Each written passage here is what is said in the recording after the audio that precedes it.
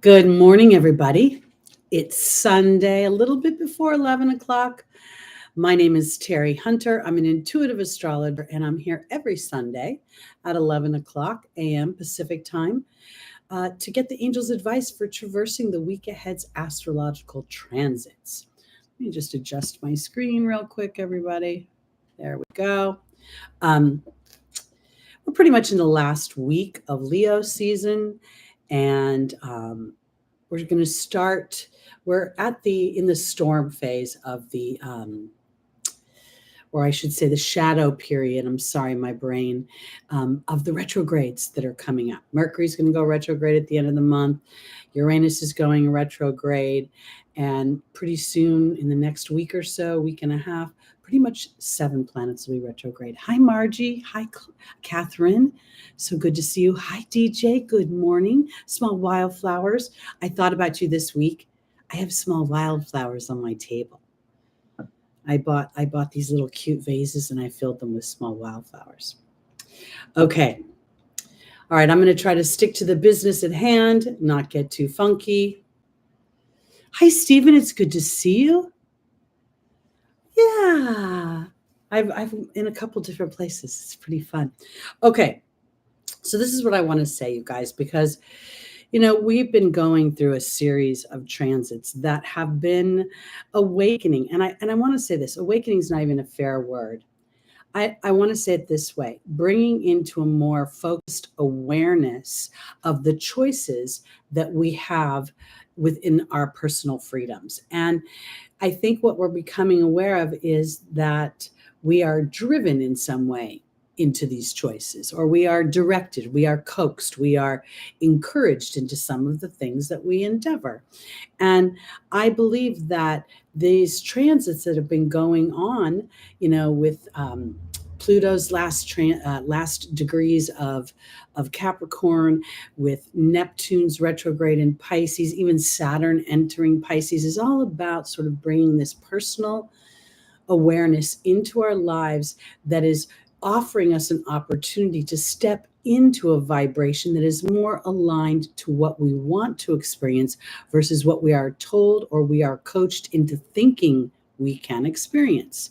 Good morning, Shannon. Oh, that's so sweet of you. Thank you so much. Good morning, Posted Up. It's good to see you. I said hi to Stephen. 145 Club. Good to see you. Okay. All right. So this is what I think is kind of the big thing this week in transits. Today is the 13th of August, and the sun is conjunct Venus retrograde exactly at 20 degrees of Leo. The 20 degree is a Scorpio degree.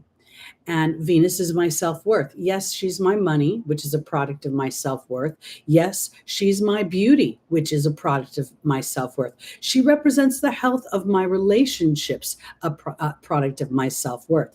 Everything boils down to the root ball of what you believe about you, your viability to create the life you want, whether you deserve it, whether other people will applaud it. And I think this is where the transits really come into play, because now we are playing less to the applause of everybody else and more to the applause within. And that applause within is drawing in the tribe members that will support the applause from the audience. So I think this Leo degree, or I'm sorry, Venus and the sun conjunct in Leo is really illuminating. How do I feel about myself? How do I put myself out in the world? How do I want to be seen out in the world? And what am I willing to do to connect with my co-creation in the situation for its benefit, for its challenge? Because I want to offer this to you guys. When you're challenged by something, yes, it can feel like, oh my God, why does this always happen to me? And yet the triumph over that, the breaking through the box, the achievement beyond what we thought was possible is where the real excitement lies. So it's almost like a natural step to walk through in order to feel that achievement. So I think that's what's coming up, meaning that is the main theme of what's going on with these retrogrades, because we're seeing this week Mercury and Mars in a conjunction. It's a little bit loose within 5 degrees, and it tightens up a little bit. And so they're not quite pacing exactly together, but we felt this same energy with Mars and Venus when they were going through Leo. And then Venus retrograded, and that's how Mercury caught up to Mars. So here, in Virgo all week, this is asking myself, where do I want to be? How am I enslaved? What thoughts actually enslave me to a certain experience? What permissions do I give myself to see myself evolve beyond that first impression of who and what I am? Because at the same time, all week long, Mercury and Mars are making a trine to Jupiter and Uranus. Now, Uranus is starting to slow its roll. It's just now getting into these 23 degrees of Taurus. This is new territory for Uranus. Hasn't been there in 84 years. And also it's in alignment with planets that it didn't have conversations with 84 years ago. So this positive aspect of Uranus, how do I want to reinvent myself? And Jupiter, what do I believe about myself? Because Jupiter is starting to, not quite slowing down, but Jupiter's about to slow down for its retrograde, which will start in September. Mercury's going to retrograde at the end of August, and so is Uranus. And we'll have 6 planets plus Chiron, which is actually an asteroid, all retrograde. So I think this is important because at the same time that Mercury ruling my thoughts and my speech, Mars ruling my resentment and anger, as well as my willingness to be brave beyond that, in a positive aspect with my liberation as I expand my beliefs, Jupiter. Now we see this Mercury-Mars making an opposition to Neptune. And that opposition to Neptune at 27 degrees of Pisces, 27 being the Gemini degree, is accentuating a slowdown. How do my thoughts roll? Because your brain is an organ that operates on its own. So while you have independent conscious thoughts, you also have a loop behind those independent conscious thoughts that is unconscious and is part of the imprint. So this is where I think the Neptune retrograde is giving you an opportunity to clear out the fog, to reassess your own spiritual beliefs. What do I believe about myself? I was raised in a Christian church that told me that God loved me unconditionally, and yet there were conditions placed on me over and over and over and over again. So I felt a total kind of disconnect in how the people who represented Christianity showed up for me versus what they said it meant. And I believed what they said it meant. And I started to rebel against how they were showing up about it. It's like I would take the empowering parts of Christianity and apply them to my life. And I would take the disempowering parts of it and throw it out the window. There we go. That's what's going on. Because at the very same time, we have Mercury and Mars having a conversation with Uranus and Jupiter in a harmonious way. We have them having a tense conversation with Neptune. We have now Mercury and Mars having a quincux to Chiron in Aries. I always feel like this is a blind spot. It's a spot where a lot of people talk about it as, difference in styles, but it feels to me like I don't see that difference in styles. I feel like that aspect is something that represents something that sits underneath my initial awareness, which is why I think it is a blind spot, because here I am thinking I'm traveling down one way. And as I get around the corner, I realize the landscape's very different and I have to adjust. So all of this is, where is my wound? Chiron is retrograde at 19 degrees, which is the Libra degree. And how can I create balance? How can I be brave and create balance? Because balance is not about flat. It's about a certain amount of flexibility with the up and the down. Now we have Uranus in its new territory of 23 degrees, which is the Aquarian degree. So it is what I believe in its mastering energy, meaning I'm going to start to master the energies of Aquarius within the Taurus landscape, because on the 15th, Uranus will make a square to the sun and to Venus retrograde. Now, the sun has moved to 22 degrees and Venus is retrograded back to 19 degrees in Leo. This again feels as if there is another moment where I get to assess what I feel about myself versus how other people perceive me. And if indeed for some reason I've been playing the majority of my life to the crowd, which is, the crowd constantly changes, the audience constantly changes, their measurement of my value constantly changes. So here, this is an opportunity for me really to choose my own value, my own measuring stick, my own sense of self-worth based on what is important to me versus hoping for other people to agree or applaud me. And this week we also have a new moon in Leo, and I'll be doing a separate video on that one. You can look for it at the top of the week. Oh, happy birthday, Stephen. You had your 50th? Yes, my 50th was 3 years ago. Oh, all right. I missed that one. Although I'm pretty sure we were around for your 50th birthday. Let's get to our readings this week. So I don't know if there's anyone new in the crowd, but just for the sake of clarity, I'm going to start with the sign of Leo. I'm going to work my way around the zodiac. This is based on Leo rising. Then I really, really encourage you. If you're a Leo moon, this is super important to you. Humans create on their emotional body. Yes, there are some humans that are pre-wired to be able to put their emotional body aside and get the task at hand done. But at a very base level, we are emotional beings. And what we believe about ourselves, what we believe about our viability, what we believe about the options for happiness, for prosperity, all of those contribute to the experience that we have. So just want to bring that out. And that's my philosophy. So check your moon. If you have a stellium would be 3 or more personal planets in one sign or house. This is super important as well because it's a soul's focus about something that you would want to experience within this lifetime. Okay. Oh, and this is whole sign Western astrology. If I was doing your personal chart, I would absolutely look in Placidus because the layers and layers of information when you look at a chart in Placidus is amazing to me. The structure of the houses, the degrees of the size of the houses. I did a chart for a person the other day, and as a result of their time of birth, all of their world axis was literally aligned to the world axis at 0 degrees. I thought that was super powerful. So pay attention to these things. Okay. Happy birthday, Dan. So are you technically a Virgo or are you still a Leo? Because we're going to move into Virgo season soon.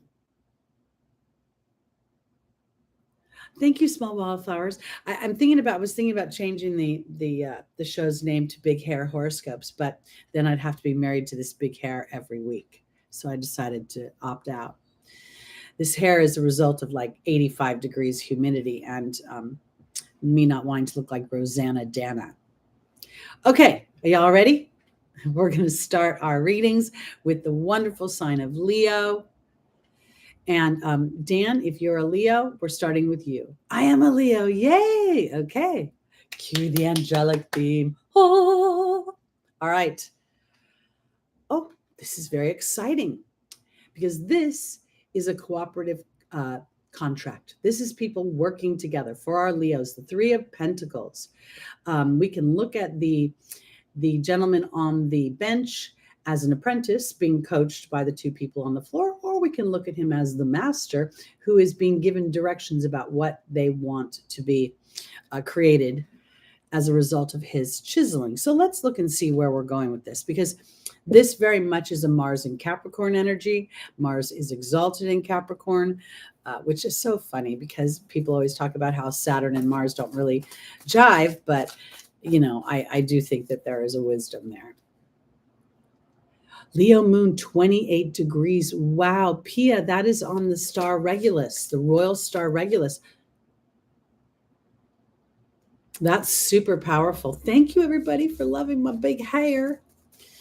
I found some cool products. I bought products for afros. I hope nobody gets mad at me for saying that, but I really believe that that's the only thing that will help my hair not look like frizz.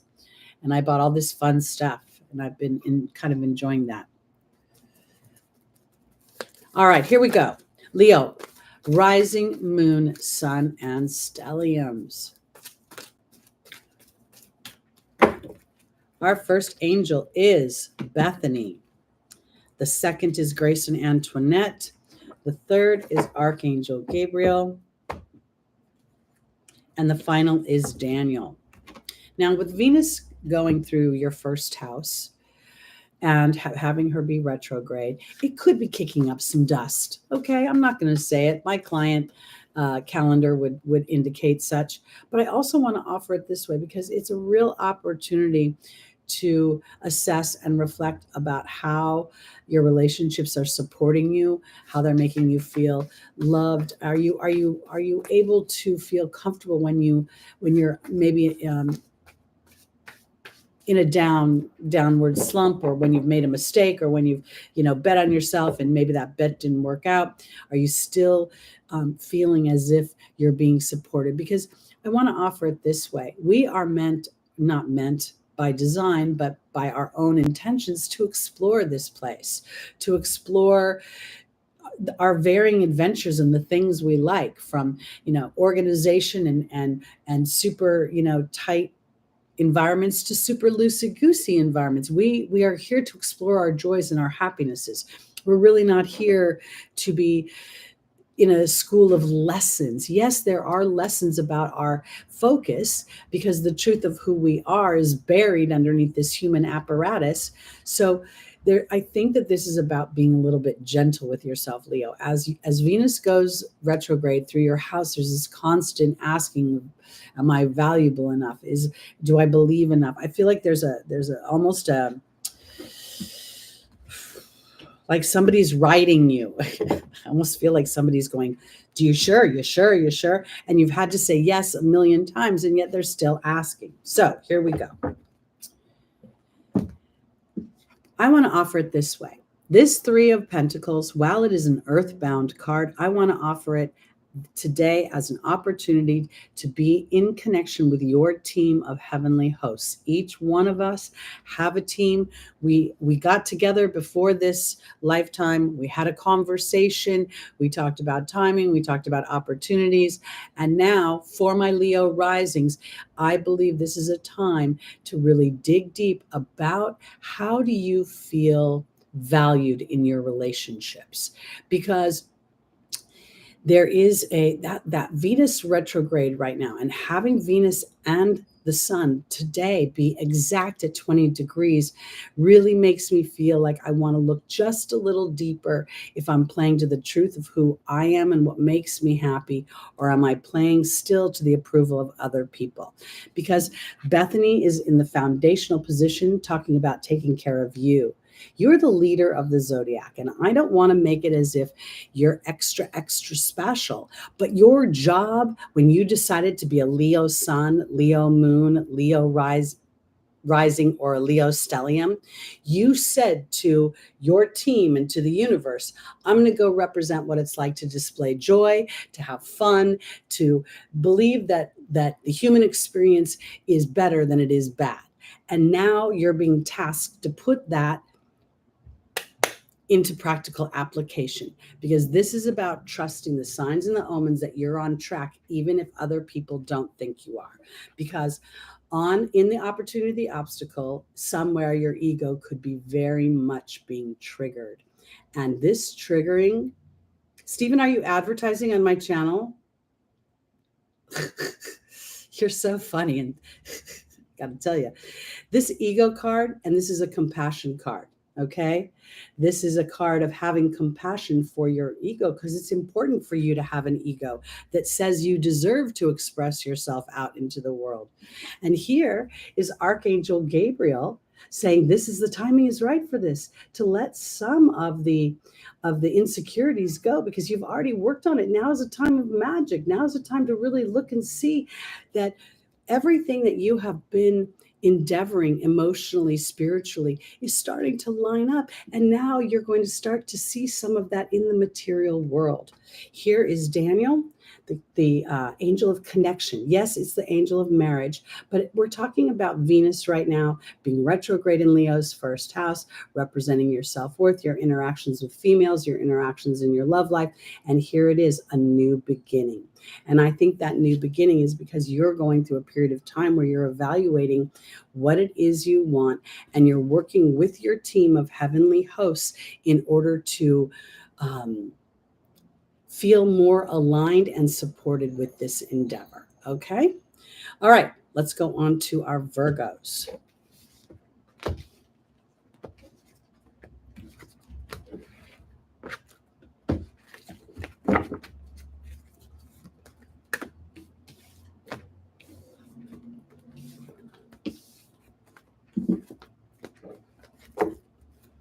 All right, Virgo, our tarot card is the Knight of Wands.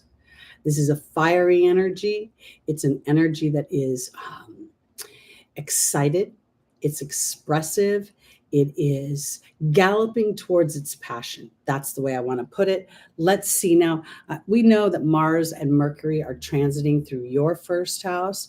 So this may be Mercury being your ruling planet, a real opportunity to assert yourself into things that you've always maybe said, someday I'm going to do that. Someday I'm going to write that book. Someday I'm going to do that TED Talk. Someday I'm going to go to that wine tasting or to the Tulip Festival, something like that. Because I feel like this is not about work, but about passion. I'm a spicy today. I had some jalapenos in my beans last night. I'm not mad. It's a weird feeling. I got to tell you. But anyway. Okay. Knight of Wands for our Virgos, rising, moon, sun, and stelliums. You got to remember, I'm ruled by Mars. And now we've got this conjunction. I got to tell you, that conjunction between Mercury and Mars is going to make people spicy. It's going to make people do a little in their conversation. I've noticed it all week long. And I feel like it's going to continue on. So we'll do our best just to be all zen about it. At least I'm going to try to be all zen about it. So I don't mean anything. I'm just sort of doing my thing. All right, here we go. Virgo, Archangel Raphael, physical healing. Bridget is looking deeper into a situation. The patience is an observation energy, and Bethany is a self-care energy. Okay. So you might be running yourself hard, Virgo.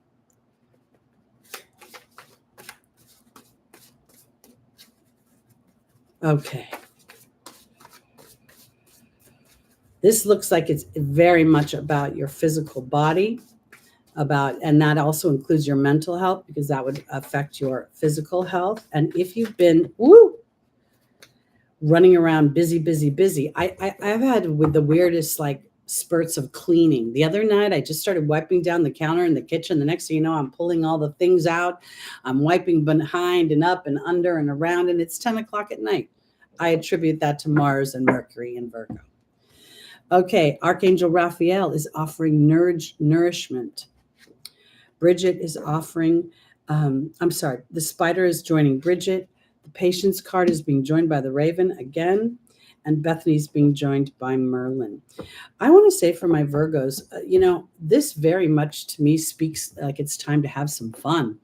Like maybe, I know we're still in the summer season, but the combination of Mercury and Mars in the sign of Virgo is a go, go, go, go. There's a lot of quick energy there. And here, this feels like I'm galloping towards fire and fun. And if we think about Aries is about passion. Leo is about expressing your own personal creativity. Sagittarius is about exploration of new territories. And I think that this is literally about your physical body and watching what you're putting in your mouth, nourishment. I've had, I keep forgetting that I'm getting old. I keep forgetting that, there are people that are 63 years old and have full blown gray hair. I'm trying to get gray hair and it's just limping coming in. So I colored it. But my point is this: I've been waking up with my hands really hurting. For weeks, I've had trouble turning the cards over because my thumb is funky. And I realize this is a salt issue. I've got to be really careful with the cheese. God, if I eat cheese, it just throws my body into some sort of weird issue, because I feel like, Virgo, if you're stressed out and you're eating Taco Bell or Del Taco, or you're running and just grabbing here or there, this may be contributing to something, because everything here is about taking care of the physical apparatus. Bridget is asking you to look deeper into your running around, your networks, all the work you've got to do. Oh, small. Is it carpal tunnel? I don't know. Does carpal tunnel affect the thumb? Because my wrists are fine, but right here and here, ugh. Because here, this is an observation, and it's time to start to take care of yourself physically. And I want to offer it this way, because Virgo, you're a doer by nature. You're going to get things done. And if you can't get things done, it's going to bug you. So taking care of your body will help the long term for you to continue to get things done, because Bethany is saying it's time. It's time to put you first. It's time to sit down and have a meal. Don't eat in your car. Don't eat at your desk. Here's Merlin offering alchemy, justice, and balance. So I really think that this is literally about finding more passion in your self-care, finding yourself. I ought to say that when I was doing intuitive work once a week, I felt like I could eat and drink anything. I do it every single week. And I think putting the vibration of spirit through my physical apparatus, and then treating my physical apparatus as if spirit does not live here, is counterintuitive. So when I eat certain things now, I think about the fueling of my body versus the feeding of my body. And I think, Virgo, this is on the docket for you right now. Okay.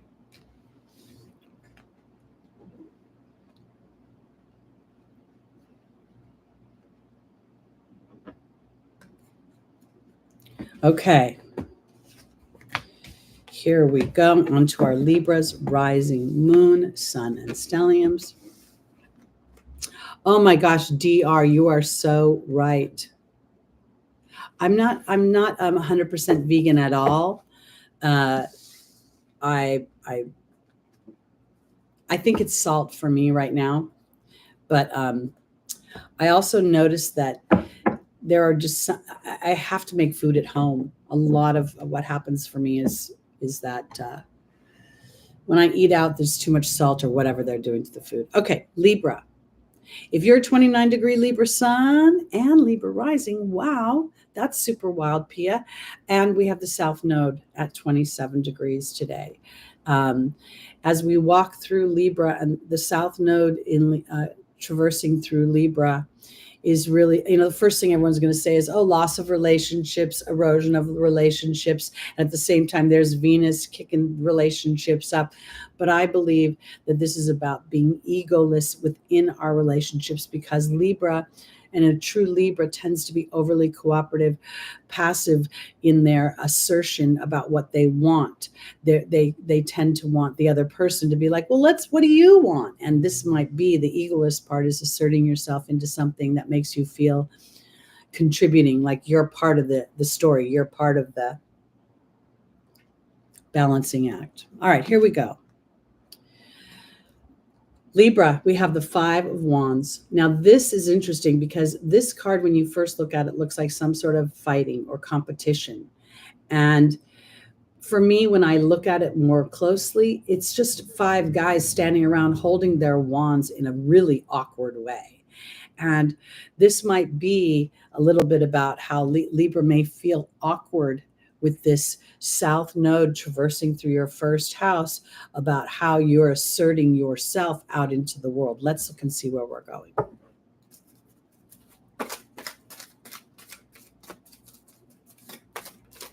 And while the South Node will be conjunct the first house of Libra, it's also important to remember that it will square, Cancer, and it'll square Capricorn, and it will oppose Aries. So, and the Aries energy obviously has the North Node in it. So I really think that this is an opportunity for you to assess, where you can assert yourself more comfortably, more at ease.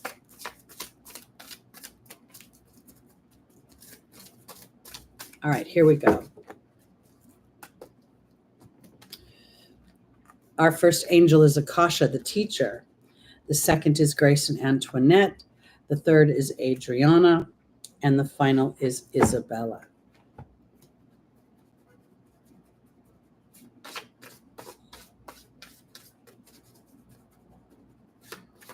I'll give that a try, Pia. Thank you.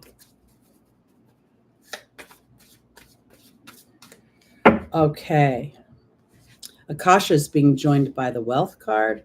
Grace and Antoinette is being joined by the Owl. Adriana is being joined by the Forgiveness card. And Isabella is being joined by the Spider.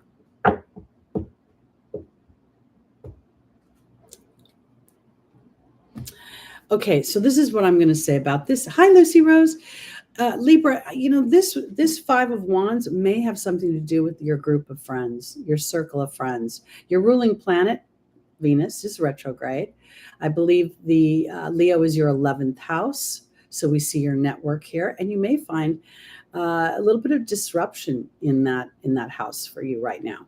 And I want to offer it this way, because when the South Node was going over my Mercury in Scorpio, it created a lot of disruption initially. And it triggered a lot of my fears, because Mercury rules your community. It rules your clients on some level. And there were shifts in that situation. And as I initially felt them, I went into fear for my resources. And then I realized that a lot of my boundaries were not healthy with certain situations, because Akasha, the teacher, is trying to show Libra how to foster harmonious wealth, where you're part of the story. And part of that may be that within your network of people, you're inadvertently playing to making them happy more than you're considering how you walk through the situation and what you want for yourself. One of the hardest things for me when I created my YouTube channel was trying to keep up with what I thought the audience wanted from me. And I didn't really know what that was. And I'm still all over the place with it. But I've taken the gun away from my head if I don't make something happen right away. I've gotten a little less sensitive to the up and down of the subscribers and this and that, because it always ebbs and flows.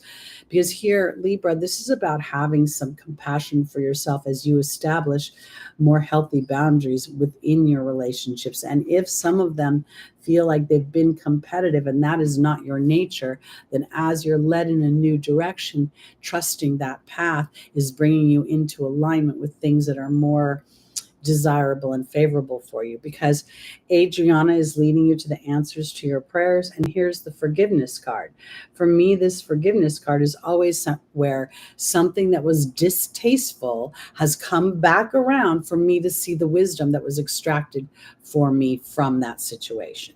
Because Isabella is saying, Libra, yes, the timing is right for this new venture. And now we see a new or a growth in your network, a shift in your network, a shift in how you are birthing yourself out into the platforms, social media. Well, those of us that grew up without social media still kind of resist the platform. Moving forward, this is where all commerce will be. This is where all social activities will start. And as we give life to the idea that that's okay, and as Libra decides, is what I've created making me a 50% member within it? I feel that that's super important. And as you start to support that you are as valuable as anything else or anyone else within the dynamic, then I think what you may see is maybe some people will drop off or some situations will drop off, but then they'll be filled up with something that's aligned to more sustainability in the future. Okay, that's where I'm going. On to our Scorpios.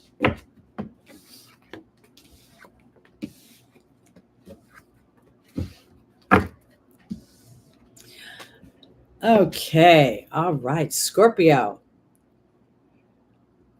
I know, Dan, it really was Monopoly, wasn't it? It was riding your bike in the neighborhood. All right, Scorpio. We talked earlier how Uranus is, conjunct pretty much close to Jupiter and making a square to Mercury. And I'm sorry, Uranus is making a trine to Mercury and Mars.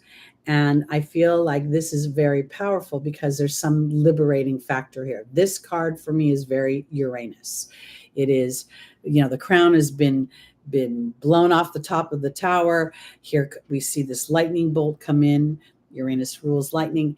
Now at the same time, Uranus is squaring the sun and Venus. So something may happen that turns things topsy-turvy for you. But let's see.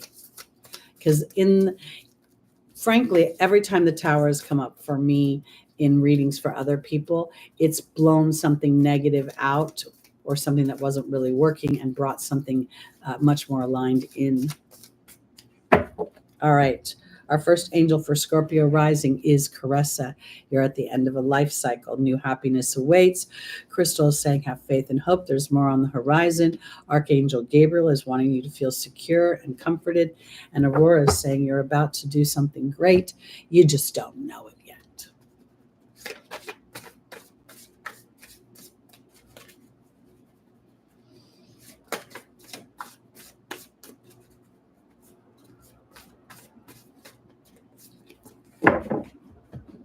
Caressa is being joined by the letting go card.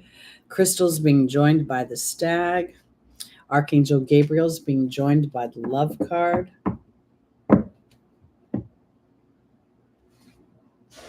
And Aurora's being joined by the wasp. Okay, my lovely, lovely Scorpios, this is a little bit of a challenge. And I'm going to say this because what this feels like to me is that you might feel as if situation arises out of nowhere that is going to require you to be conscious and conscious of your own reactions, your own tone of voice, your own pattern.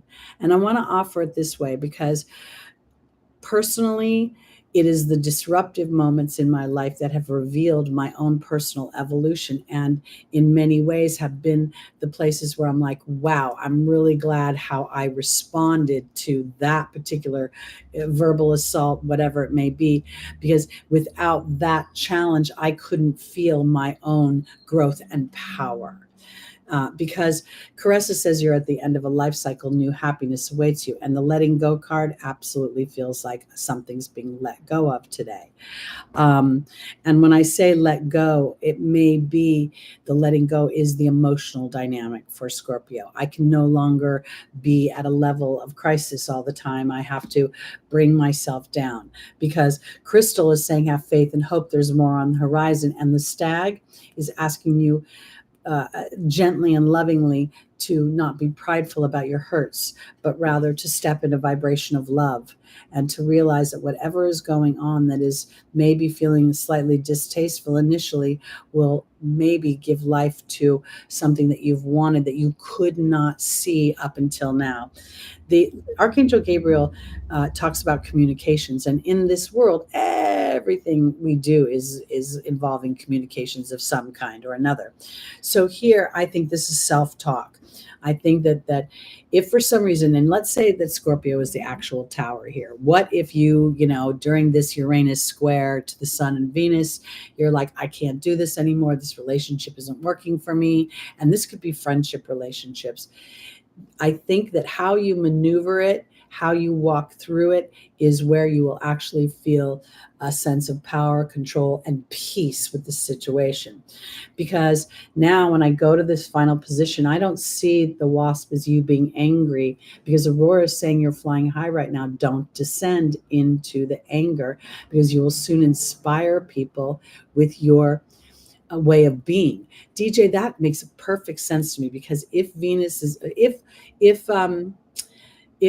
if Libra or Leo is your fourth house, then this could very well be that you are not displaying, or Scorpio is not displaying, whatever habitual patterns other people expect from you.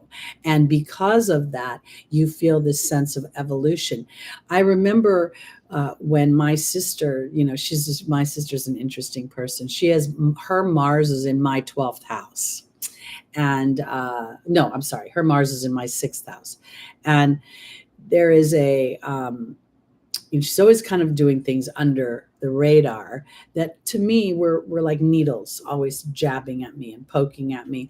And my Mars energy got provoked very easily. Now, Scorpio, Mars co-rules you.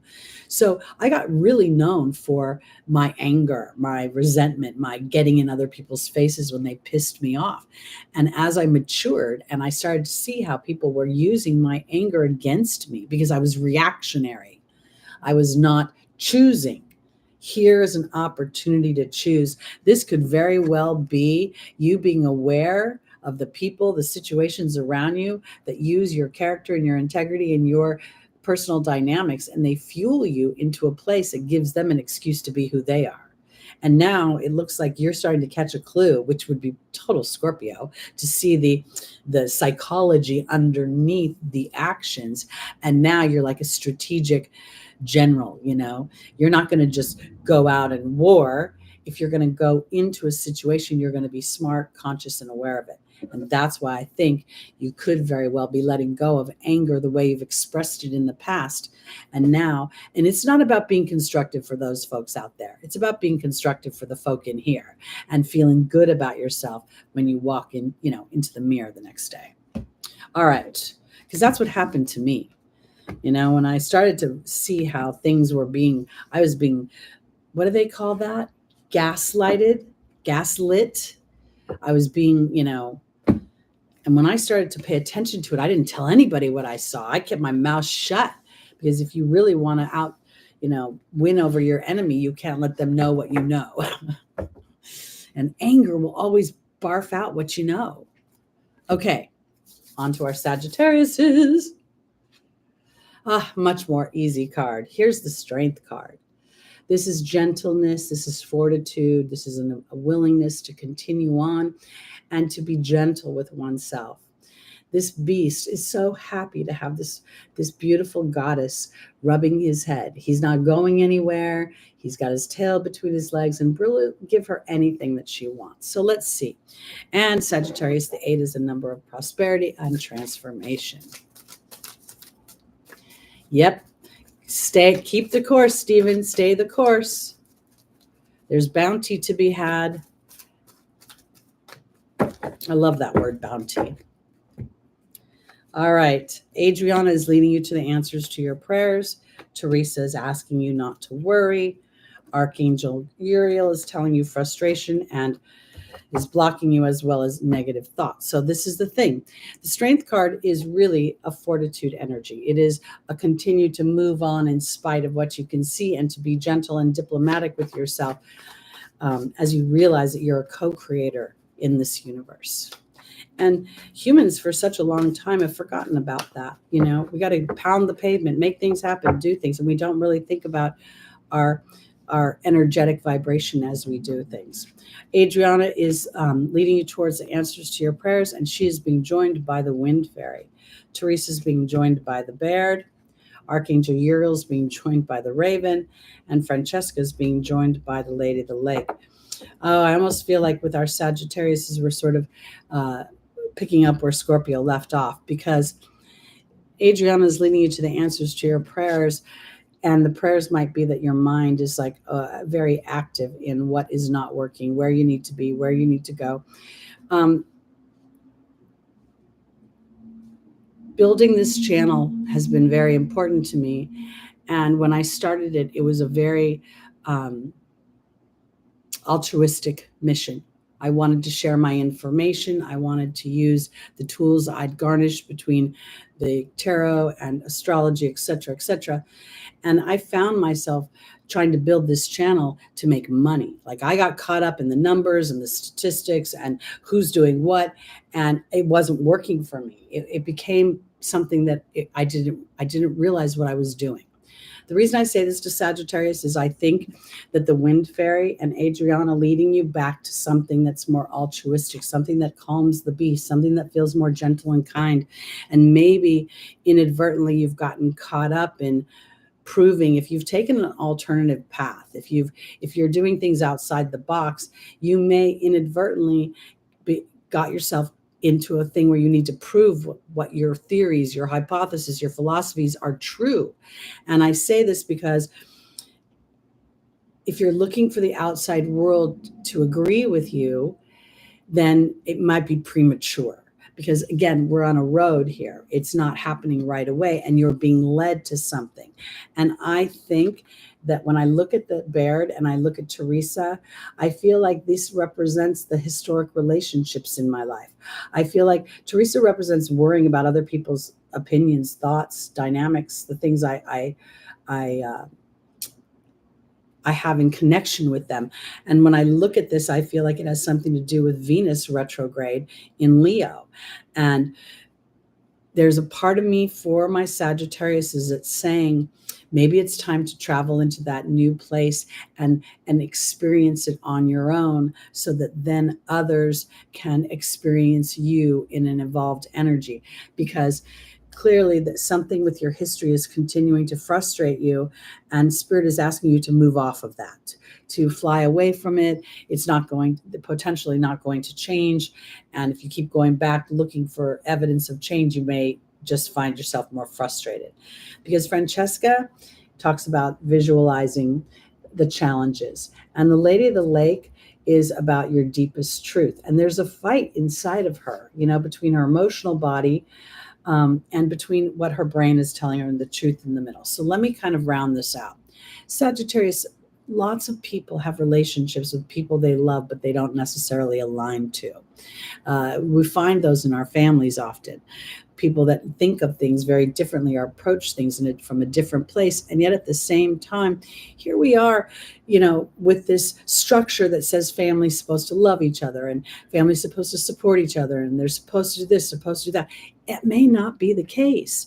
So here, I think this is for Sagittarius to allow themselves their own individuality, continue to move down that path, continue to feel joy, and rather than looking to other people to catch up with you and be joyful with you, sort of allow them to continue to observe you as you give life to this new version of yourself. And then at some point, we can hope that they will join along. I don't see them joining along in this particular spread, but I think that I believe that this is where we're going as a society. I believe that when we look out at entertainment and we look out to resources for us to learn from, we're going to start to align to people that feel authentic and they're being their real selves versus putting on a show for other people. So that's where I'm going with that. I hope that made sense. All right, we're on to our Cappies.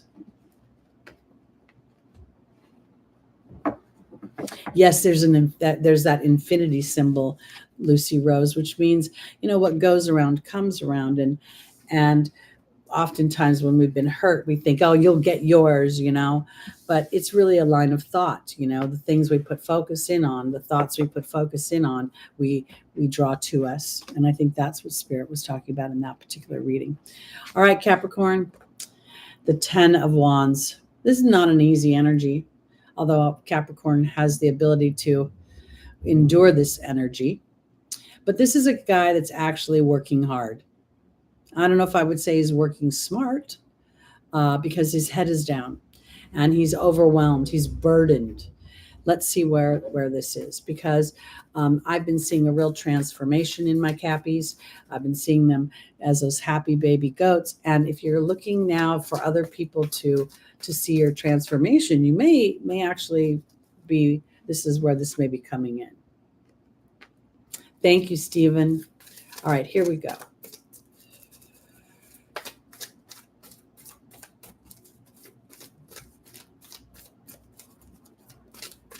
Did I just say 10 of Cups? I meant to say 10 of Wands if I said the 10 of Cups, because they're very different. There's Merlina. There's Isabella. There's Yvonne. And there's Bethany. Oh, I see, said the blind man. Pluto's re-entry into Capricorn may have, and Venus, of course, being retrograde. Because again, I'm focusing in on Venus representing my self-worth. I'm not focusing in on her with relationships and money right now. That feels like the B side of the story, because my self-worth is what creates the money, the healthy relationships, etc. And I almost feel like Merlina, let me see. Okay, Merlina's being joined by the Joy card. Isabella's being joined by the Baird. Yvonne's being joined by the Wasp card. And then Bethany's being joined by the Water Fairy. This is how this read to me initially, Capricorn. You've done a lot of, and I hate to use it this way because it feels arduous, but you have. You've done a lot of work. You've been reflecting. You've been looking at what makes me happy. Where am I purporting energies that aren't actually serving me, but serving something else? And so now there may feel like a bit of a burden, because now you deserve some applause. Now I feel like I want to say to my caps, oh my gosh, how can I be the wind underneath your wings? And that may be exclusive to the energies where you explore these type of topics. And when you go into your everyday 3D earthbound world, you may not find the same support, and it may feel like it becomes arduous to be the new you around other people or around in all situations. Because Merlina is here, she talks about confusion, and there's the Joy card. And today, for some reason, I think Merlina is talking about confusion. Confusion, how do I be joyful and still be responsible and disciplined and dutiful to the things that I have obliged myself to and committed myself to? And Isabella is saying, yes, the timing is right to rewrite your history, to, in many ways, be aware and vulnerable to your own frustration, as you may see your changes and other people may not be connecting to them as clearly as you are. They may. One of the things that I found with my family, and this was so interesting when all the Taurus moons showed up within the energies. I'm a Taurus moon, my sister's a Taurus moon, my brother-in-law's a Taurus moon, my niece and my nephew, the twins, are Taurus moons. We're all stubborn. Once we've identified a way of being, we kind of marry everybody to that idea. So you may be frustrated that nobody is seeing the new vulnerable you, the more emotional you, the more aware you, the more spiritually aligned you. And I think that this is a moment when, if you try to turn back to other people and have them acknowledge your growth, it might be actually missing the mark. Because I think for my Capricorns, it's about you acknowledging you. Because here is Bethany about self-care, and there's the emotional body. And I want to offer it this way, because as my Capricorns unravel the duty to others that no longer serves them, there's also an opportunity for you to start to build a stronger connection with your team from the other side. And as the burden lifts, your head, his head is so bright yellow. And I feel like that's where his power lies, is in his ability to focus where he wants to be, not where he's being driven. So this to me feels very powerful for my Capricorns, because the joy that you are inviting in and claiming will grow exponentially as you become vulnerable to the disagreement of others about your role in their life. And then you claim your self-defined role in other people's lives. I hope that made sense. Okay. On to our Aquariuses, rising, moon, sun, and stelliums. Exactly, Lucy Rose, exactly. And if it doesn't, they'll just disappear out of your energy field because the vibrations won't align anymore. Okay. Aquarius. Not fun, kind of a challenging energy. And it's kind of a misnomer too, because initially it looks like I'm stuck with money, but this is not really stuck with money. This person has resources. They just don't want to use them. They don't feel comfortable. They don't feel a flow. There's something that's feeling tight. Now, it's interesting. I'm just going to go back to this one real quick. If we look at the colors in this 10 of wands, we see a lot of brown. We see the red that represents the base chakra. We see the yellow, that's the solar plex chakra, but we don't see a lot of higher vibrational colors here, the purples, the blues. What do we see here? We see him draped in purple and red. And I believe that the stuckness here for my Aquarius is between the earthbound part of me and the part of me that's reinventing and heading to the stars. Let's look and see.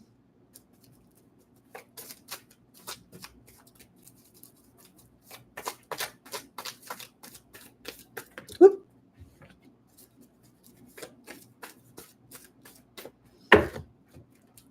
Aquarius. Isabella, yes, the timing is right for this new venture. Bridget's about looking deeper into a situation. Rochelle's about following your heart. And Xana is all about being protected. Oops.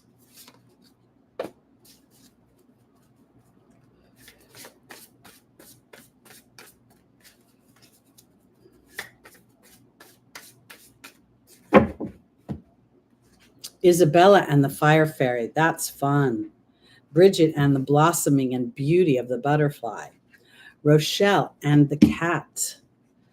Xana and the movement card. Okay, if you have been feeling stuck, Aquarius, if you've been feeling as if there's no movement, right now there's no planets in Aquarius.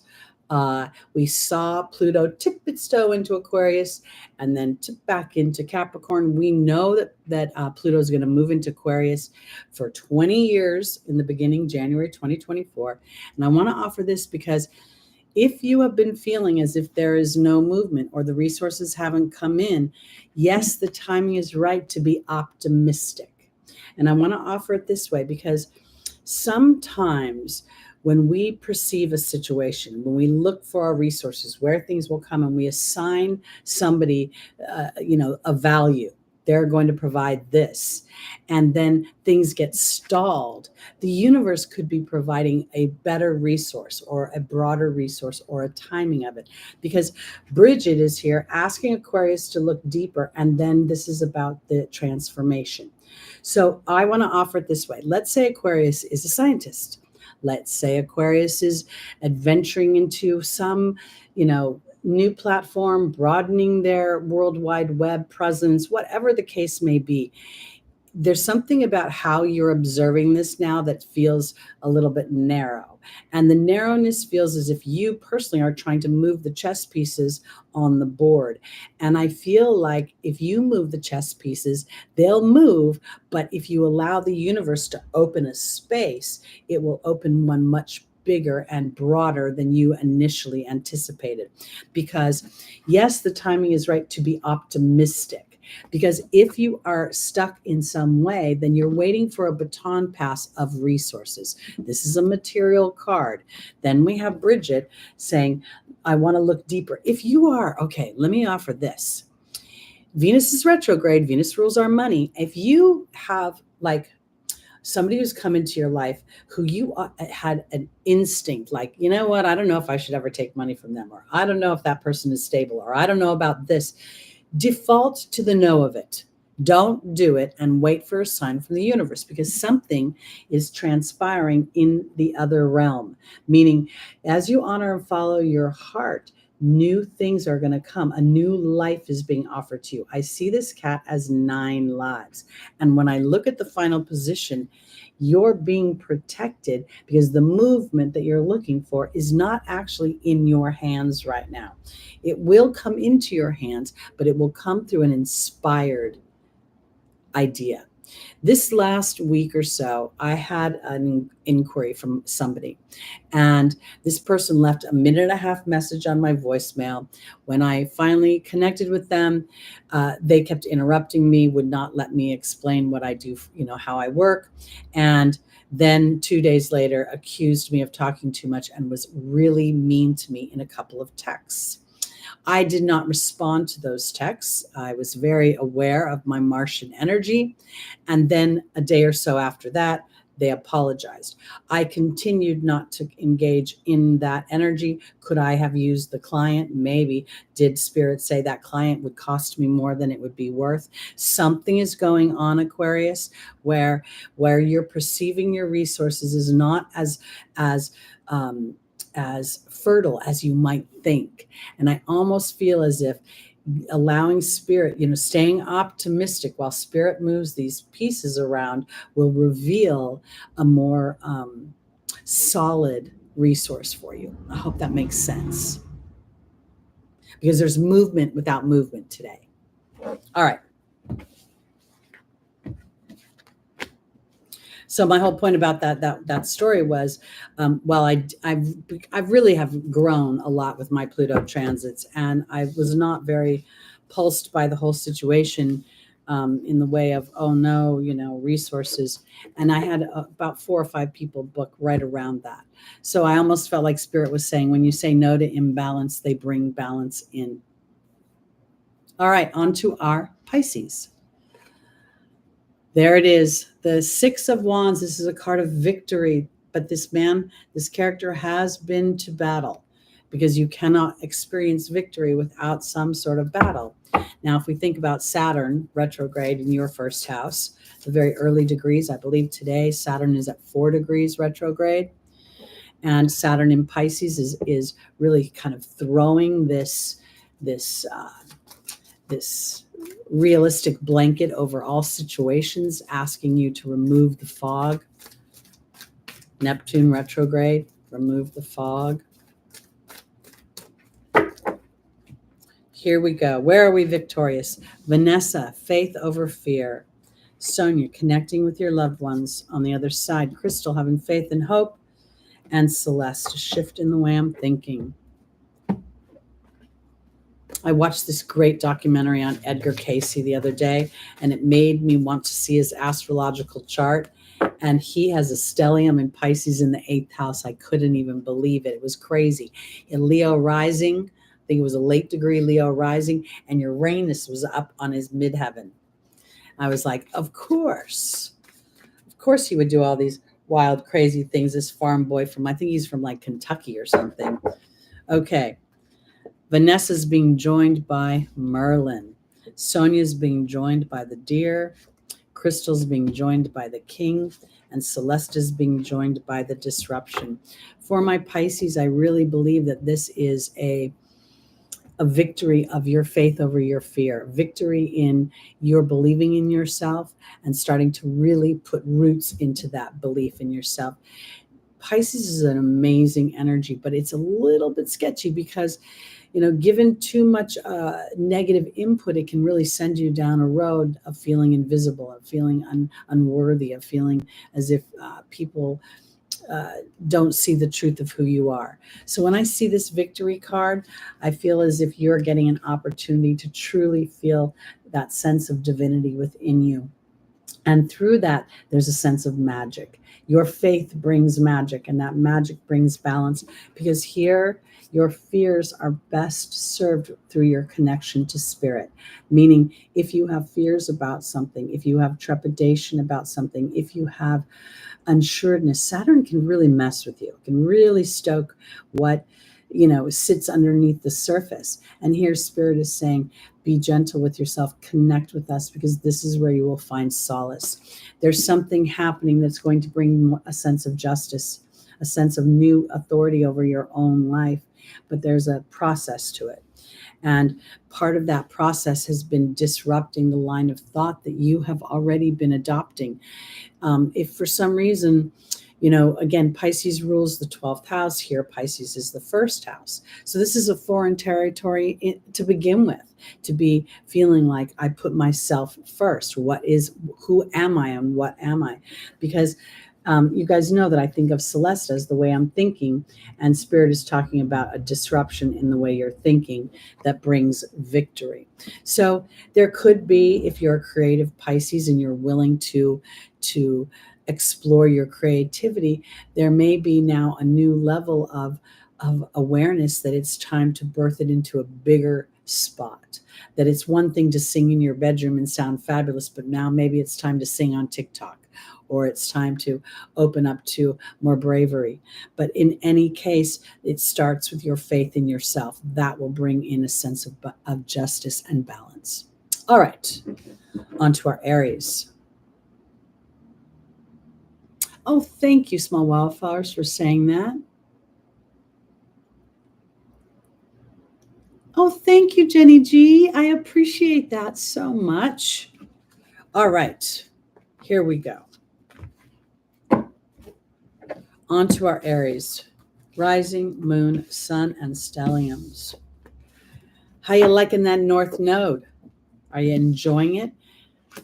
Having it come, is it making you, can you feel yourself stretching? Here we go, the King of Swords. This is super wild to me because this is a very Libran energy, and we know the South Node is in Libra. And I want to say this, my Aries rising, I have Pluto squaring my Mars right now, and the South Node is sitting on my Mars. And I don't feel remotely fearful of this now. I feel like there's an awareness that I have garnished over the last few years that is giving me a sense of authority over my mind.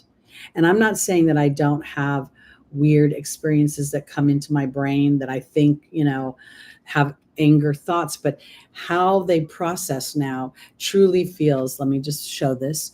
See that butterfly and the two little crescent moons? I feel like this is what's ruling me, is my transformation, my awareness. So I feel a sense of authority and a sense of mastery over my thoughts. And I want to be very clear, because it's not the eradication or the release of those thoughts. It's not, they don't even change, but there's an awareness within my mind that allows me to come to a new conclusion about how I would take action, or if I'm even going to take action. And my previous example with that person who was so incredibly rude to me was a great opportunity for me to see myself evolve.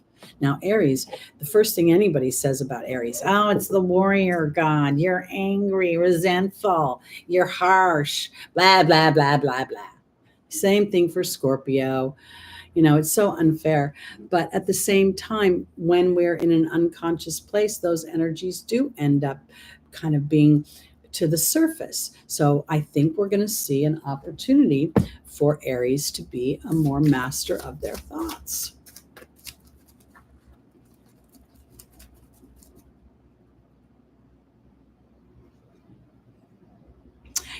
I think that is a return to innocence. It makes sense to me, because if you think, Jenny, that the soul enters that first house is considered the house of self, but you don't know yourself. All the previous past life memories are not accessible, and you're discovering yourself, which is why Aries has to be assertive. I've got to assert myself up off the ground, start to crawl, start to move. So I do think there's an opportunity to turn to innocence.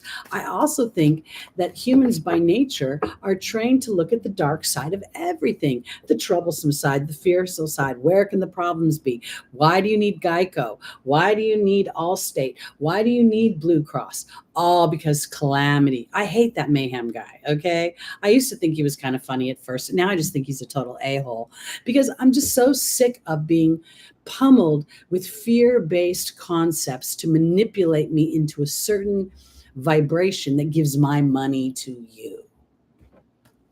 I almost died. The most latest commercial is the one where it's like, I'm your overly competitive brother, and he breaks the basketball thing, and I'm like, oh dear God. Oh dear God. All right, Aries, here we go. First angel is Daniel, the angel of marriage. The second is Merlina. The third is Crystal, and the final is Ray.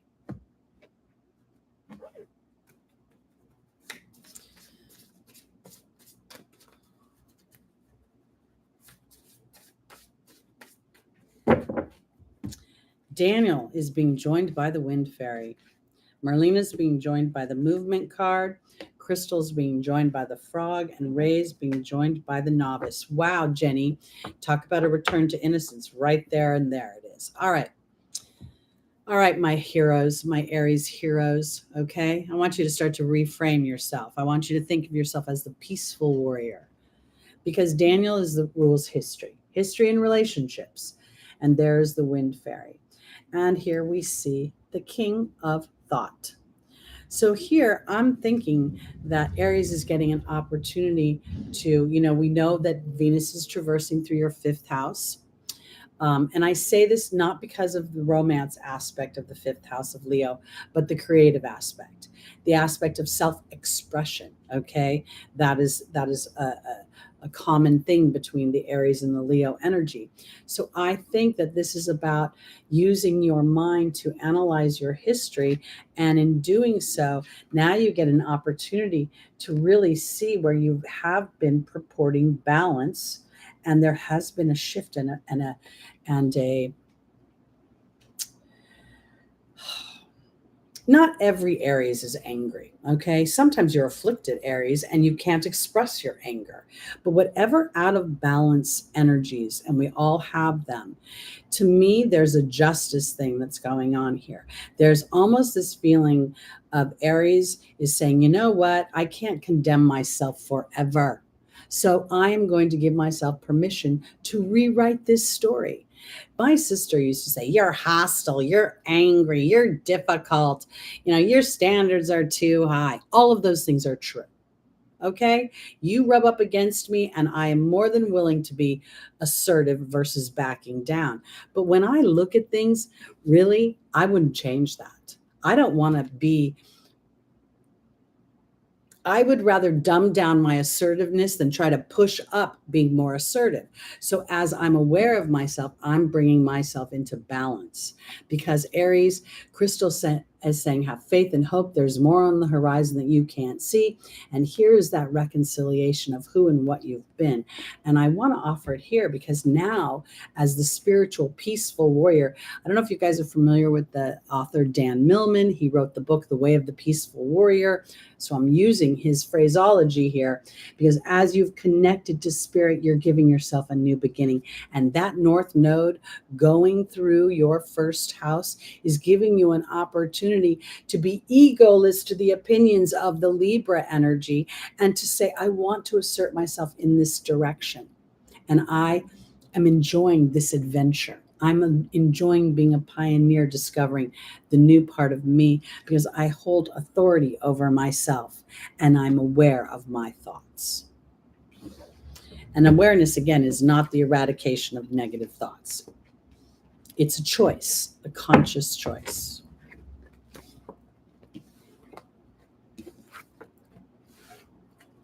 Okay. On to our Tauruses, rising moon, sun, and stelliums. Oh, lovely, lovely, lovely. This is the world card. This is a reward card. This is a card where you see all the elements of the horoscope, the eagle representing the water element, the gentleman representing the air element, the lion representing the fire element, and then our bull representing the earth element. Now, there is victory. If we look at it, the red ties that are on either side of the oval really sort of represent to me that everything sort of has a beginning and end, a new beginning and a new end, and everything goes around. And I am vulnerable in some ways to this circular motion, and I've become more adept at surrendering to I want to say the vulnerability that I feel during the process. It's a card of alchemy. It's a card where the hard work, the efforts you've been putting in and all the different elements come into play, and there's a sense of reward, but there's also a sense of not needing reward when I get to this energy. That's what I guess I'm trying to say. On some level, I'm vulnerable to a material reward, but at the same time, I feel like I've gained spiritual knowledge that is the true reward. That's the way I'm going to put it. So here we go, Taurus, rising moon, sun, and stelliums.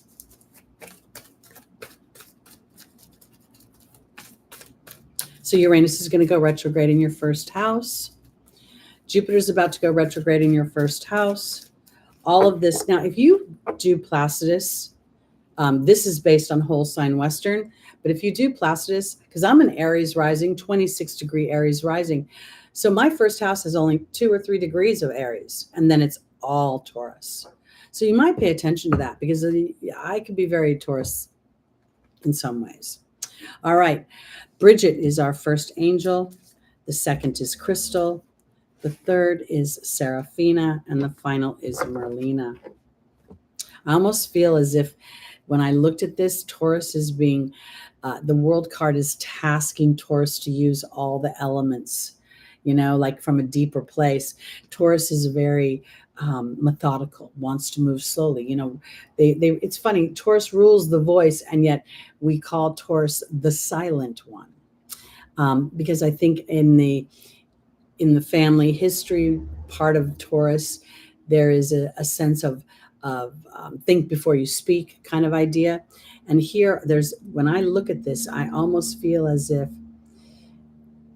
when the North Node was going through Taurus, and as a result of Uranus and Jupiter being in Taurus right now, you're being called forth to master that which you have experienced in a way that you're not just looking at things and the resources you have, but that underneath part, that part that when I was talking about Venus representing our self-worth, that part. All right, Bridget is being joined by the Stag. Crystal's being joined by the Novice. Seraphina is being joined by the Bee. And Merlina's being joined by the Fire Fairy. I really believe for my Taurus, rising, moon, sun, and stelliums this week, you have Mercury and Mars are in Virgo. Virgo makes a natural trine to Taurus, where we see Uranus and Jupiter. So there's somewhere here this week where I think you're going to be using all the different facets of your being, almost like all your 5 senses plus your 6th. And in doing so, you're feeling a sense of leadership, even if you don't see it in the material world.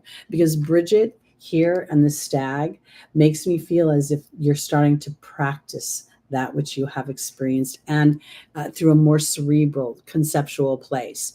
Because now here's the Novice, and I'm practicing trusting my gut, trusting my intuitive body, trusting that which I cannot see. And as a result, I'm starting to believe more and more that I can create happiness for me and those that I love. And part of this journey right now is to trust. And here Merlina switches for me, because for the most part, I do not see Merlina as a wizard who is confused. Wizards create magic. Magic is an alignment to source energy. There is balance all over this card. So here, this is about staying balanced and optimistic, as whatever it is that you are in the midst of endeavoring, the pieces are coming into play. Now, when we talk about Venus being retrograde, your ruling planet being retrograde is an opportunity to review the relationships, both professional, both personal, as well as using of my skills and the people I'm interacting with. And I feel as if there is something that is going to be revealed to you, but it isn't because you've actually taken action. It's because you're standing in leadership for yourself and allowing yourself the privilege of looking deeper into your heart, into your inner knowing. What is my inner knowing saying about this endeavor? Is it saying don't do it? Because it's very interesting to me. You guys know I work out of my home. I invite strangers into my home all the time. And every single time I ask myself, what do I believe about the energy walking into my home? Is this energy something that's going to contribute to balance and my happiness, or is this energy going to be disruptive? And if I get that inner knowing disruptive, I don't question it. And I don't really say it out loud. I just move the pieces around so that I can stand in leadership for my inner knowing. So that's what I think is going on with Taurus. And I think it's actually super exciting. All right, on to our Cancers. Rising, moon, sun. No, Gemini. What am I saying? Don't forget my Geminis. It'd be a crime. It really is all about the belief and the joy, because I truly think that as we move Pluto into Aquarius, And we're going to be colonizing Mars over, the next 100 years. There's going to be so much space travel. And I mean, look at the last 100 years. If we pace it all moving forward the way we did the last 100 years, I can't even fathom the things that we'll see. But I want to offer it this way, because what we're walking through right now is in this deconstruction of our emotional bodies and the way we've been trained, is so that we can allow ourselves the privilege to venture out into more exciting and titillating experiences, both here on this earth and elsewhere. Gemini, we go into our Taurus energy, the King of Pentacles. This is a very, very lush, rich card. Hey, Mikey, good to see you in the room. This is a card that is filled with all sorts of earthly pleasures: food, drink, wine. Drink wine, I guess they're different. Yep, just in time for your Gemini moon. So let's see where Taurus, where we're going with this. Because the minute I looked at that, I just felt like good food was on the docket, a comfortable, chair to sit in, warm, cozy blankets. I just got all that. I've just felt all that Venusian energy of creating luxury and comfort and joy and good times.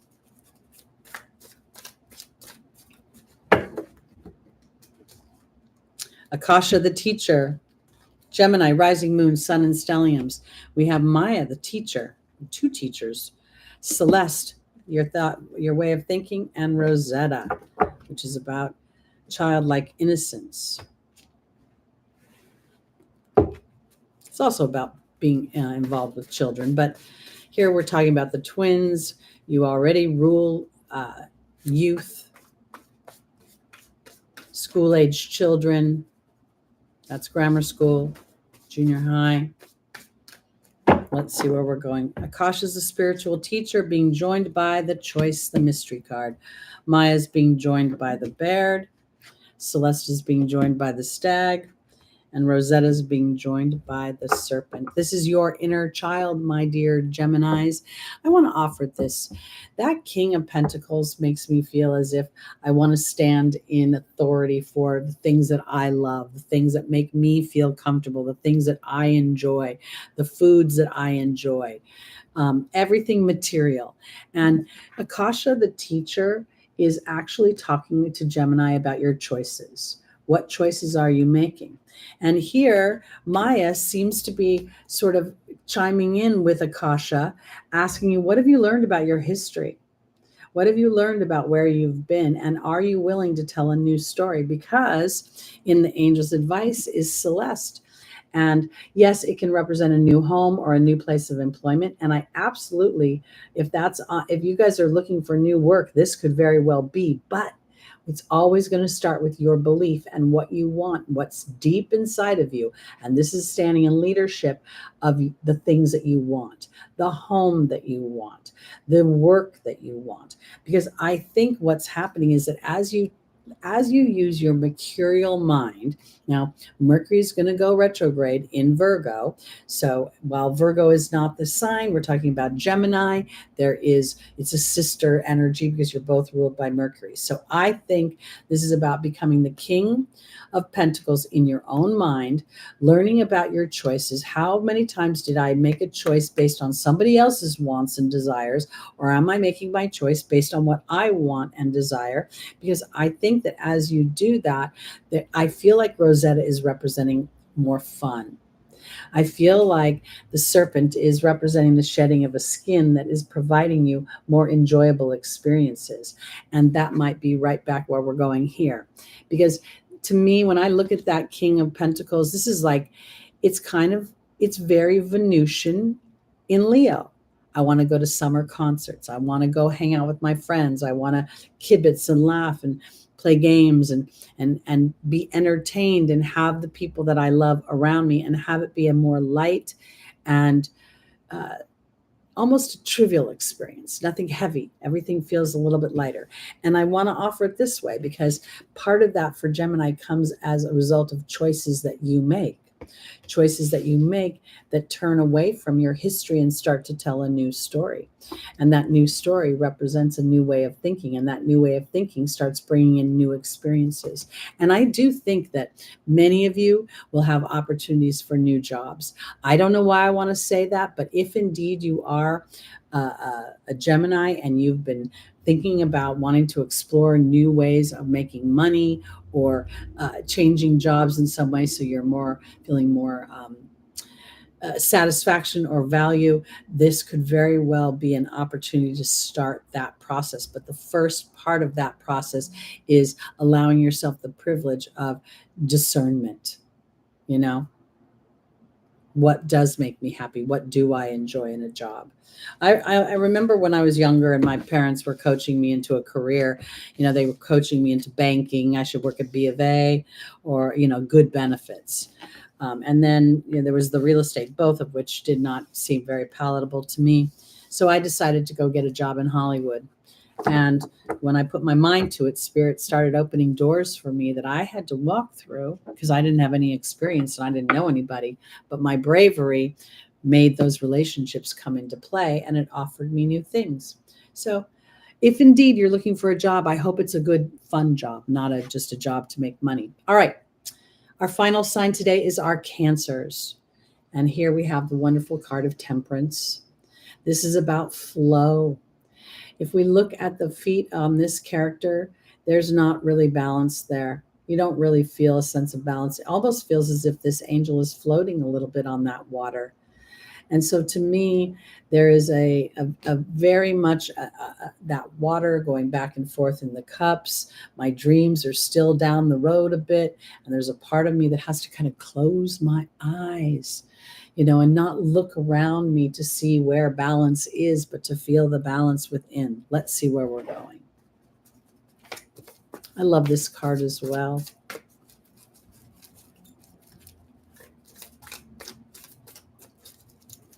I can't help but say, like when I look at the card today, I noticed the irises, and they could be these little flowers, and it almost made me feel about, how flowers, they have a cycle of life.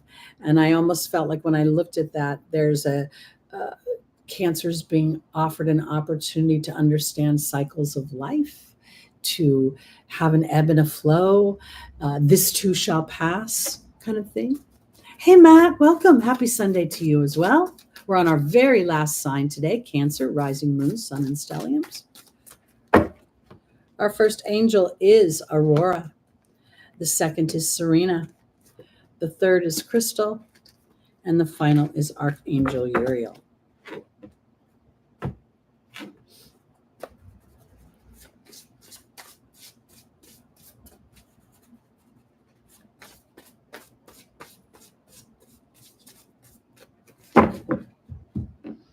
Aurora is being joined by the Love card.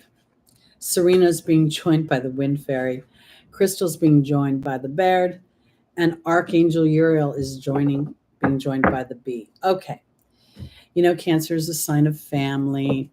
It's the sign of self-care and the nurturing of others, but it is definitely a nurturing energy. It's the sign of the healer. It's the sign of that rules the maternal experience as we define it. And I want to offer it this way, because if you are a Cancer who is been desirous of a relationship, Cancer rising, moon, sun, and stelliums, inadvertently, Cancer can focus in on what is not there. What if you think about the mother energy plans for what we need and make sure we have everything before we get on a trip, before we get in the car. And so inadvertently, you can focus in on what we need, where the hole is, what is out of alignment. And I want to offer this. The Temperance card, you look at her eye, this is Archangel Gabriel. The eyes are closed. Illumination comes from not what you can see with your eyes, but what you can feel through the flow. Aurora says you're flying high right now. Don't descend. That you will soon inspire others. And there we have the Love card. And I really believe that this is because you've implemented this. I close my eyes and I trust with my inner knowing, because Serena is offering you abundance again through this calm energy. The eyes are closed, a calming of the mind, a calming of the old story. Because have faith. Sorry, my hairs are falling out. Have faith and hope more on the horizon that you can't see. So much of what we are walking through as humans right now is dismantling our five senses as being real. Yes, they are a measuring stick, but they are not the only measuring stick. Our sixth sense, our intuitive body, is also part of the mix. And when we are frustrated, when we are angry because we can't see the solution, we can't see where the love is, we can't see where the relationship is. Again, Venus is retrograde. Many people may be experiencing backpedaling in relationships. It doesn't necessarily mean that they'll be over or die. It can mean they can be recalibrated. But our first instinct as humans is to think something's wrong, something bad is happening. And now Spirit is tasking you with balance. It's tasking you, Cancer, to really nurture your inner knowing. When we look at the Chariot card in the tarot, we see a square on the breastplate of the character, the charioteer. And that square represents Saturn, a box that we live in. When we look at Temperance, we see a triangle, which represents the Trinity. So as you close your eyes and you can imagine the things that you want to experience and you allow your inner knowing to fill you with joy, that is actually the recipe for manifestation. Because it is time to be aware of your frustration. And if your frustration with the timing of things, I'm this age, my eggs are dying. Who said your eggs are dying? Or, oh my God, I'm this age, I can't create a career again. I can't change that story. Who said so? I think this is an opportunity through Temperance to have a certain amount of otherworldly input that brings balance to the worldly input. And that as you stand for what you love, and you allow yourself the privilege of musing upon that, it may not be happening right now, but it's in the pike. It's on its way. That story is a powerful co-creator. And your willingness to be aware that sometimes I get frustrated. Sometimes I feel like, oh, things aren't happening. That is not only in some ways a cog in the wheel, it's also just a point of information. It's a point that reminds you that you're in a human apparatus, and that's a natural journey in that apparatus. And in that awareness, there becomes a shift. This is going to sound silly, and a lot of people think I do silly stuff, but I don't care. So I've been playing the lottery, scratchers. I won't play the $1 billion because, first of all, I don't want to win $1 billion. It's too much work. Way too much work. The thought of people calling, all the charities wanting money, just like takes me out of the mix. But the scratchers, I'm like, I'm good. I can in my wheelhouse win 20 million, which is 10 million. And then I go into my fantasy world. I've been playing this not to win the money. I've been playing it to watch my vibration, because money is an issue in my vibration. It has been my whole life, because I was raised from people who said money doesn't grow on trees. We can't afford to have your birthday this year, but I can afford a steak. That was my mom. I can't afford for you to have a birthday, but I have to go on a diet. So I'm going to eat steak and cucumbers. That was my childhood. So here, you're rewriting your story, Cancer. You are giving an opportunity to see that wherever the ebb and the flow has been has given you the resources you need to step into greater awareness of your own belief system. And playing with that belief system is giving you deeper levels of co-creation. And that's why I bring up my scratchers, because I'm very aware of what I believe, what I don't believe, and I watch myself. And yesterday I bought a scratcher and I won the whole ticket. It says you win all of them. Now it was only $100, and I say only, which could be a lot of money. But in my wheelhouse, I keep growing in my believability of what I can create. So I want to offer that to you. So for my Cancers, focus on what you love, connect with spirit, talk to your inner being. Know that if you're in a wobble of some kind, it is giving you the resources to know that you can withstand a wobble. All right. I know, $100. I'm holding on to the ticket. I don't want to cash it in just yet. I put it in my little money envelope. I'm like, I'm waiting for the vibration to come for me to then cash the ticket in so that I can win again. I'm playing with vibration. I'm not just running in and buying a lottery ticket. I'm watching, what am I thinking? How am I feeling? Where is my belief system when I'm sitting in here and I'm doing this? And I literally can see when I'm like, I just want to buy a scratcher because it's kind of fun. And then there's times when I'm like, oh, I think I've got a good one. All right, everybody. That's it for me for this week. Again, my name is Teri Hunter. If you'd like to book astrology reading or an intuitive reading, I am available. My information is below in the description, and I'll be back next Sunday. And just so you know, I'm going to tee us up. I'm going to take off Labor Day weekend. I'm going to start giving us a holiday. So be prepared for that. Oh, CC Pup, so good to see you. Everybody have a lovely weekend. Catherine, it's good to see you. Have a wonderful week. I shouldn't say weekend. The weekend is over here. And if you're starting your week, we're sending you lots of blessings. Love to you all. I'll see you soon. And look for the new moon in Leo. I'll be posting that at the top of the week. All right, everybody.